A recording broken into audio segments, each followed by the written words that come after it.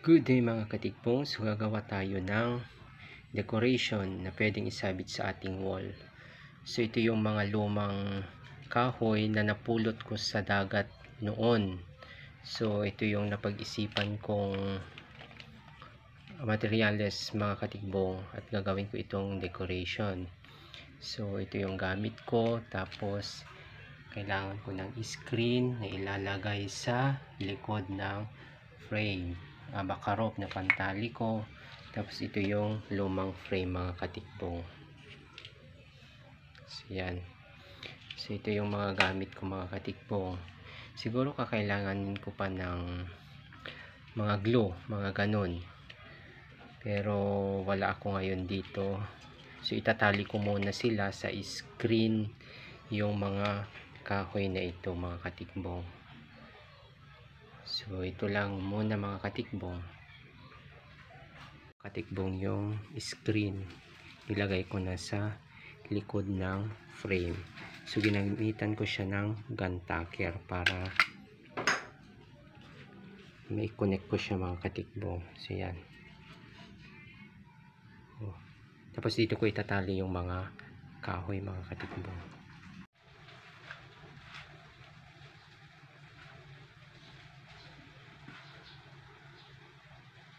Mga katikbong, ang ginawa ko ay tinalian ko yung mga nasa likod ng abaka, yung manipis lang. Tapos para hindi makita yung tali nito mga katikbong, nilagyan ko ng mga kahoy-kahoy para sa ganun ay matakpan yung tali nito at di makita mga katikbong. So ginamitan ko siya ng wood glue para idikit yung mga kahoy mga katikbong. So ganito na siya. Kailangan ko ng sprayan ng varnish, yung natural, para natural yung look niya mga katikbong. At ito ay maging mas bright yung kulay niya mga katikbong.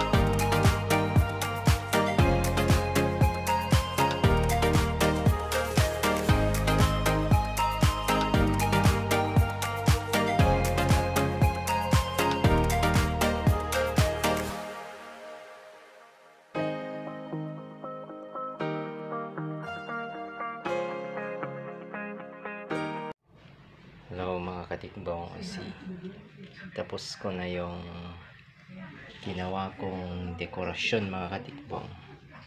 So ito na siya. Yan, ganyan ang itsura mga katikbong. So may pabitin siya, nilagyan ko siya ng kahoy din na nakalambitin.